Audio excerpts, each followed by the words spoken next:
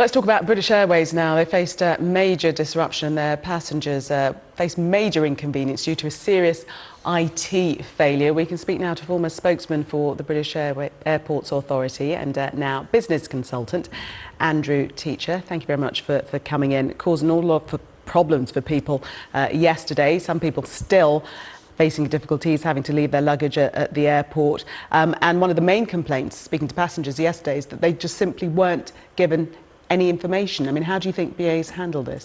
I mean, I think it's a tricky situation because, again, how can you put messages on screens? How can you email people if your computer system is down? And I think it has been a bit of a struggle getting the communications in gear. And it's something we see repeatedly when there's snow on the rails, when there's a problem at the airports. Communication face-to-face with customers is always something that companies fail to really deliver on. But in fairness to British Airways, its CEO gave a message when it had clarity.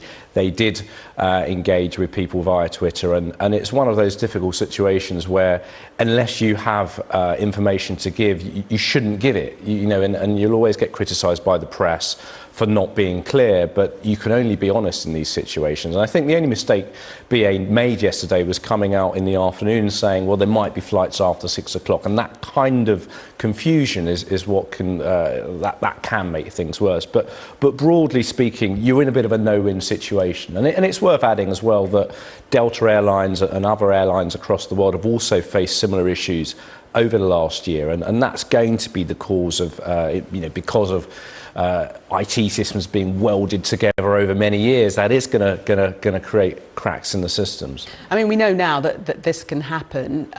They should really be looking at contingency plans. I mean, perhaps texting people or making more use of social media like Twitter, as you say. Well, yeah. I mean, look, the company I run now, Blackstock, normally when I'm here with you guys, it's talking about housing or retail, and a lot of the advice we give our clients is around crisis and contingency planning. And I was actually sat with a business last week talking about this very issue, and the reality is you have to focus on your customers, you have to focus on safety first and everything else second, and that would have been BA's principal concern over this today, not ensuring that there was absolutely zero risk to life. And you're right, there is obviously a need for contingency, but in these situations, the priority is going to be on solving the problem, getting a sense of what comes next, so that when you do communicate, you give people the right information rather than running a commentary during the day, which doesn't help with the press, and it's very, very frustrating to people who've obviously saved up and been looking forward to holidays. But ultimately, safety has to come first. And what do you think maybe they could have done in terms of, you saying something like this happened with, similar to this happened with other airlines, and what could British Airways have learnt from that to make sure that this didn't happen to their airline? I mean, clearly we'll have to wait and see what turns out to be the cause. I mean, BA are insisting that it's not a cyber attack. They're saying it's a power failure. But I mean, that could be the result of anything. The data centers that these companies have are littered all around the world. So it could well have been some kind of malicious attack. We don't really know.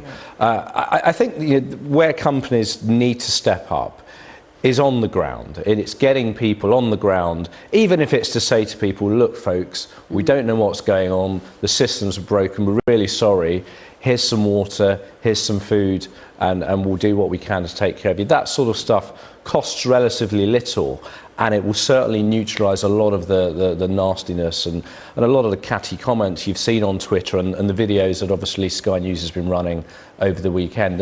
And that kind of stuff will obviously help when you're looking to repair your reputation, as BA is now going to have to do over the next couple of months. Yeah, no, that's good common sense advice. Andrew Teacher, thank you very much. Thank you, Andrew.